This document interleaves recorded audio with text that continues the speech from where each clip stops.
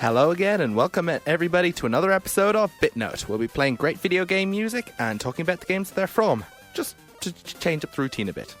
Hope you enjoy.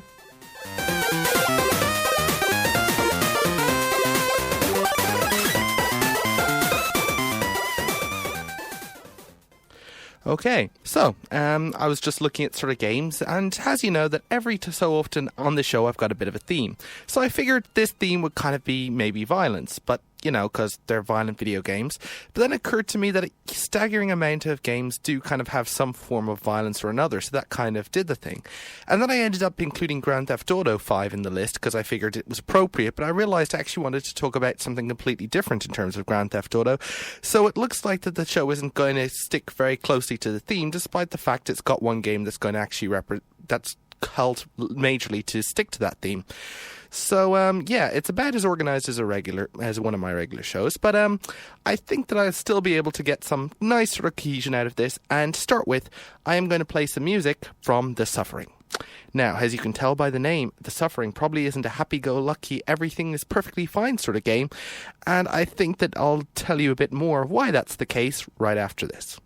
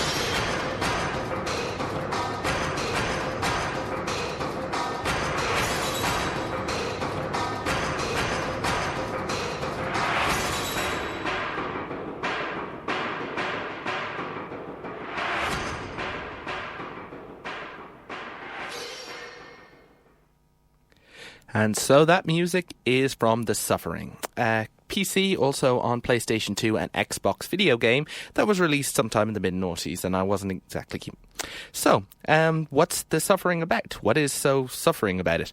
Well, essentially, you play as a death row inmate who's, an inmate on death row, essentially because you're being accused of murdering your wife and your children. Pretty gritty stuff. So you're probably wondering, wait, did the character actually do that or not?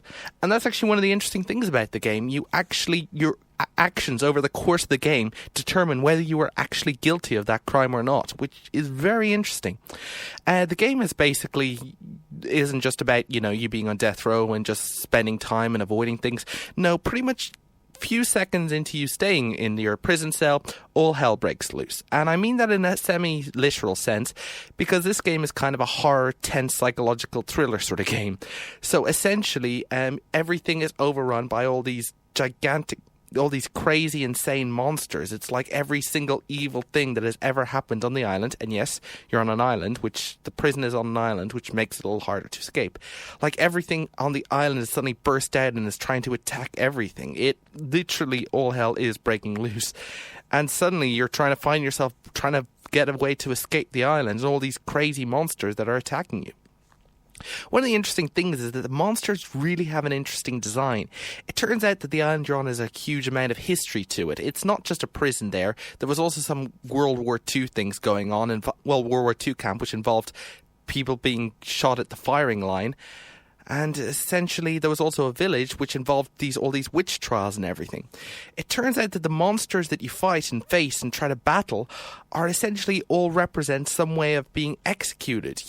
Because after all, this is kind of an American prison, so you not only have to deal with all the evil done by stuff on the island, but all the evil done through the killing and the convicts, and not to mention all the ways that convicts have been died. You basically get attacked by monsters that represent the lethal injection, and another one that basically represents being executed by the firing line. And one of the main enemies you deal with regularly is all this great gangly thing with all these blades and a detached head that basically represents, the guillotine, which was pretty rare in America, but somehow found a way into that island. So that's kind of what the whole game is about. It's a creepy atmosphere. You're making way through all these dark atmospheres, all these alleyways, and suddenly monsters can attack you, and you basically have a standard controls about shooting and basic couple of melee attacks and everything else. And even at times, you can even go a little berserk and suddenly seem to be this whole monster that tries to attack them back. Everything is just a very, very great experience because not only you're defeating the monsters, you're also making your way through these environments. You're also dealing with flashbacks to the day that something terrible happened to your family and finding clues about whether it's not. And on top of everything else, you've also meet a lot of survivors. You meet a lot of people who are trying to, keep safe or go along with you. And often you'll end up trying to accompany these guys and, you could kill them. I mean, that's actually something that games have stopped doing recently. If a character is important to the plot, then you'll end up not being able to shoot them. If you aim your gun at them and pull the trigger, either the bullets won't affect them or your gun won't work or something.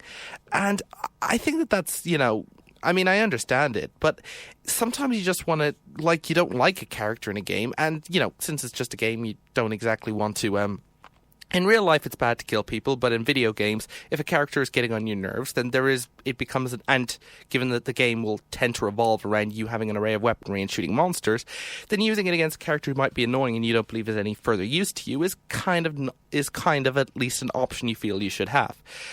The problem, of course, is that if the character is doing something very plot relevant, maybe the game developers don't want the character to die. But in this game, nearly all the time, if you help a character, it's good. It'll benefit you in some way, which is basically the game developer's way of saying that it's more moral to keep a character alive and help other people. But if you just don't give a crap, or even if a monster attacks the character and you aren't able to defend them properly, then the game will continue on and you'll keep going on with that outcome. So, it's not like so many missions, it's not like so many games where you got a character and they're with you and then suddenly they're attacked or killed and you have to restart the mission over because of some stupid computer-controlled character that there's a reason that escort missions tend to have a bad reputation. But I'm digressing here. The music you heard was composed by Eric Aho. Suffering was by Surreal Software. And there's actually an interesting story to the music of the composition of the game. They wanted very gritty, atmospheric, music that really caught the attention and very ambient. So what they did is a lot of the actual... So it was Boyd Post, who was the sound designer of the game, who decided that the music of the game would be composed by items that would actually be found in the locations you're dealing with.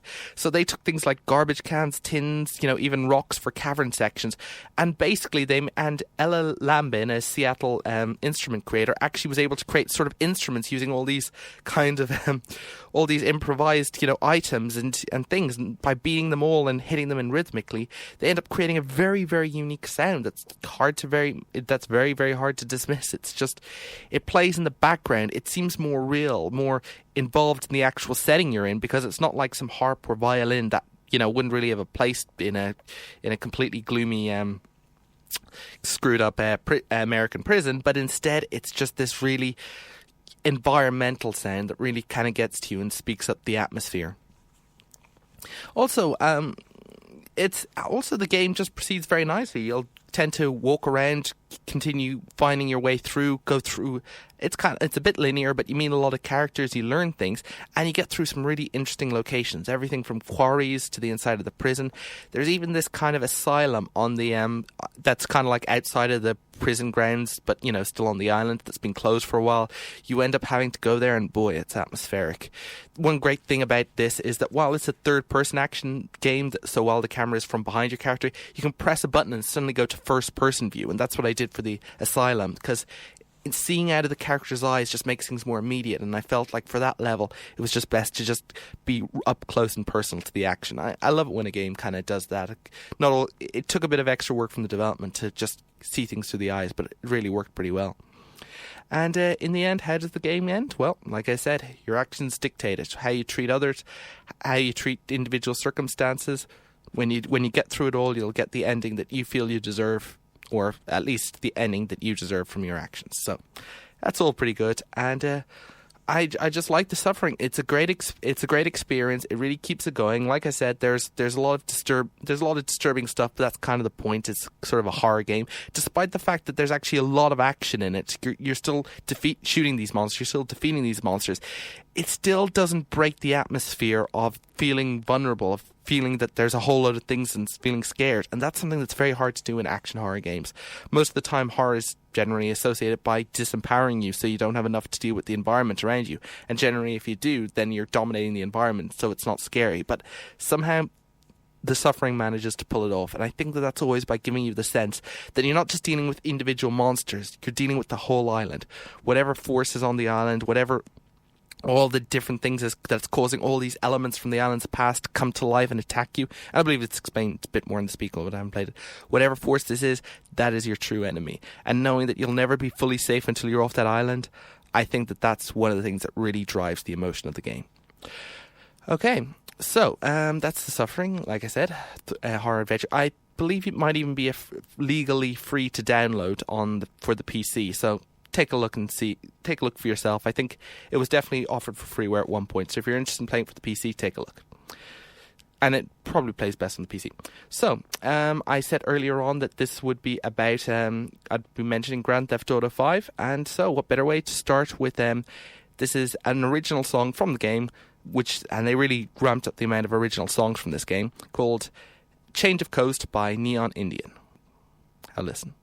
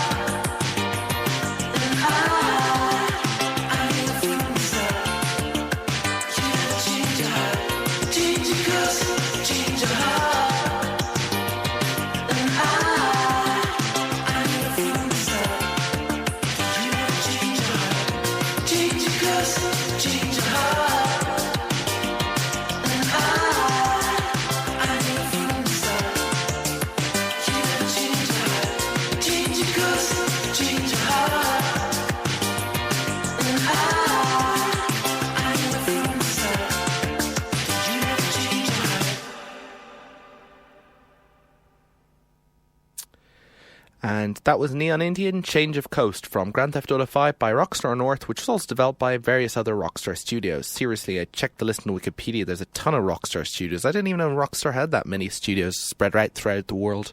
It's like Paris and all those sorts of places. Anyway, that was Change of Heart. Neon Indian is an American electronic music band. Now, I'm not going to get too much into Grand Theft Auto 5. I haven't actually completed it yet because for reasons that I'm going to go into, and maybe in another episode I'll go into more. But it's just one thing I just like about Grand Theft Auto 5. I mean, I wasn't keen on getting it because I hadn't been electrified by Grand Theft Auto 4. In fact, I found Grand Theft Auto very, very boring. The environments kind of got the same very quickly. And dear gosh, some of the earlier missions are so incredibly boring. I mean, I loved that it had more drama, but it just, yeah. So Grand Theft Auto 5, I thought I wouldn't avoid it. I thought I would. Then I just broke down and got it on an impulse buy, brought it home, and I actually was really appreciated. I mean, the environment of the game has got to be one of the whole things about it. It's so expansive. It's basically, Grand Theft Auto 5 is set in Los Santos, or San Andreas, which is basically kind of like a caricature of Southern California. A lot of the game takes place in Los Santos, which is like Los Angeles. Now, most of the time when games, or pretty much any media, try to do a takeoff of another location, they just do a few things, maybe copy a whole, maybe a few landmarks, maybe a few atmospheres, maybe textures, that sort of stuff. No. Los Santos does something that kind of Grand Theft Auto have been doing, that's Rockstar, have been doing for a while, which is do an almost complete, not one-to-one, but just do a complete condensed caricature of the entire place, but in stunning detail. I mean, pretty much any major landmark that you have in Los Angeles pops up in Los Santos. I mean, everything. That great big circular bank building, that circular dome, of course, LAX with the that really weird white dome kind of mesh thingamabob. I have no idea what it is. Even the Hollywood sign, which of course in this game is called Vinewood, and Venice Beach, that little pier thing that goes in Venice Beach, even a street where that's famous for shopping, pretty much everything. It's actually hugely impressive how Rockstar actually took an entire city, not just a city, in some area, and condensed it down to this vibrant center that's kind of an abstraction. I mean, by coincidence last night I was watching a program that had a quick thing set on Venice Beach in Los Angeles, and looking up, suddenly my mind clicked, and suddenly I just imagined all the things that were around it on the basis of Grand Theft Auto. I mean, of course it's not the exact, now of course the map in Grand Theft Auto 5 isn't the same as in real life, but it's such a close approximation. There's so much close details that I suppose that it's almost like being there. I mean, that's one of the huge things about games like this. It's almost like virtual tourism. You're navigating what seems like so close to a real environment, and you're walking around and seeing it all and learning a few things. This actually happened, like I think I mentioned, with Grand Theft Auto 4. I happened to basically, I was in the southern. I recently made a trip to Manhattan, New York City. I was at the very southern end of Battery Park, and I remembered, according to Grand Theft Auto 4, which of course has Liberty City based in it, that if I go up the East Coast, I'd bump into, I think, Pier 47 or whatever the name is. Just to confuse it, they of course renamed it something else. That's the only different thing. They always keep renaming everything because it's set in a fictional world, despite the fact it's more based on the real world than a lot of other things that are a lot of other games that are ostensibly based in the real world. And so just following what I remember from the game, I went up the east coast of Manhattan Island. I passed the helicopter thing, which was also in the game, and then I reached the pier as well. So it's just, Rockstar just have this whole thing about this environment. So when I started playing the game, that's kind of what I did. I played a few missions, which are, kind of okay. And then you just go exploring. You go seeing this really incredible area. You just, with so much detail, so much things. And, you get on a train, you go to the north, you see this great big mountain, you try to climb it constantly, you then jump off it with a bike and just parasail around. It's just, it really extracts the explorer in me, just how much detail, and every single part of the game is crafted. They aren't a case where in so many games where they just make one model and just click, place here, and make just a whole like clone thing of repeating scenery. It's not like that. And it's not like they just made a great big open like area and just put a few decorations here and there. No, they crafted this thing. They put so much energy and detail into it. And that really comes across and is really, really what I love about the game. I mean, just having this great big open environment. Now, as for the missions, see, there's two ways of playing this game. You kind of explore and mess around and have fun, or you play it kind of like a lot of other games where there's level after level after level. The only difference is that in a lot of other games, you do one level and then you do the next. In this game, you do kind of a level, so to speak, or a mission, and then you have to, then basically a bunch of markers appear in various locations on the map, and you have to go to there to trigger what's called another level, or they're called a mission, which will involve you doing a bunch of stuff on that map, and then when you're done that, you have to go to another mission. Now, there's a lot of good missions. I don't have an issue with the missions, but it's just when you're doing a mission, it's like an arbitrary set of actions. It's kind of like you're going through like a play almost. You're told to go to this point and say this, go to that point, do that. And of course, there'll be a lot of shooting a bunch of people that come across your way or driving something really, really fast. You're doing stuff, but a lot of the time it just feels like you're kind of like being shuffled along a very specific path. And it's like the developer's conceit that they're saying, yes, you must do these set of actions and then we will be very happy because you'll led through a movie sequence. And you're not quite feeling it because you're going, well, yeah, but it's all arbitrary. What if I want to do this? And they, no, you have to do that. And so it's kind of like, with all that said, it's kind of why you want to go and just explore, why you want to just find a car that's pulling along a trailer with a boat on top and then just drive the whole thing off into a pier and then get into the boat and speed off. You want to do random stuff. You want to do fun things like that. And the game actually isn't really that much fun, actually, which is weird. It's like I was playing it. I found it captivating. I found it absorbing. I found the whole world really enthralling. But a lot of the time, the game is actually kind of boring. It's not that easy to trigger some random crazy thing going on. A lot of the missions are very boring or involve you going around just doing very random things or just driving from one point to the other. And while there are quite a few exciting things here and there and some great like excitement and bank heists and everything, which, like I said, follow the directions, it's like a lot of the time you're just not doing things that are hugely captivating or really that well written. And where do I start with that? Well, with the game that tries to pretend it's funny and a satire, but kind of really isn't on either events. But it's kind of funny that it's just a game that this absorbing and with so much detail and so much effort. And there's a couple of things that aren't keen about it, but it's just that's why it's like these open world games are fun, because you can go across your old things. But it's kind of funny that a game that's so successful doesn't have a lot of things that you'd actually assume would be in a successful game, like being very, very fun or being very exciting or over the top. I mean, that's where Saints Row has gone. I've actually told people this.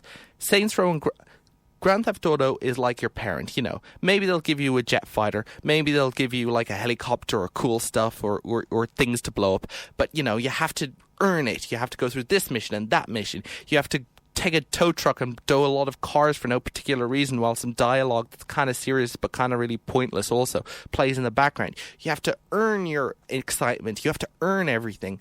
But with Saints Row, you basically, Saints Row isn't like the father. It's like the crazy uncle. It gives you everything. It gives you helicopters. It gives you cool things. It says, "Are you tired of having to run everywhere and then run out? Well, let's give you infinite running. All you have to do is do these crazy missions where, it rewards you, but it rewards you fast and quick.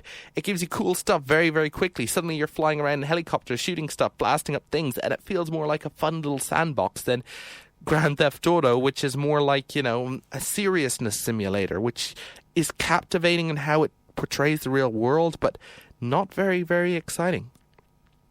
At least at times. Sometimes you do get some good tension going on. Sometimes you get onto up a plane and then shoot some cars and then watch as the entire police force try to get you, and you take your assault rifle and shoot down a lot of helicopters. As they try to attack you, and then it's kind of fun and trying to shoot the pilot so that the whole thing spins out of control and the gunners on the sides are suddenly wondering what they can do. But it's not that it's muted, it's just so serious, it's lacking a lot of real excitement. You're doing things in a very serious world, which you don't really seem to be able to change that much. And even the missions seem to indicate that you're fairly impotent, which is kind of crazy. One of the missions basically tries to do an elaborate heist, only it goes wrong and you don't actually get anything. And you can't actually change that one way or the other. And another one, it just doesn't even work. Anyway, and another one, it just doesn't even seem to work very well on its own merits. It's just you're meant to do a set of missions and there's meant to be a payoff, and then there just kind of isn't one, which is kind of part of the plot, but that's kind of feeding into the whole thing. This game is so serious, or made down, we don't need to give you crazy things. Having said that, like I said, it's about a ton better than Grand Theft Auto 4, which was incredibly boring. I mean, it loses a bit of the drama and a bit of the, depth of emotion, which I thought was a bit of a pity, but it's just very hard to tell a serious story about a straight-faced character when you know that they'll speak about remorse one scene, and then in the next scene you can have them go outside, hijack a car, ram over pedestrians, and then crash, and then blow everything up with grenades. But there you have it. That's Grand Theft Auto for you. You can do some crazy stuff, but it seems like Rockstar doesn't want you to, I guess. Okay. All right, we're coming up to the end of their show now, so I think I'll just play another Grand Theft Auto music. This is called Sleepwalking by the Chain Gang of 1974, and don't let the name, and this is actually a more original music that was composed for the game, and I'll just leave you with that. So, this has been David Collins with BitNote. Thank you for listening.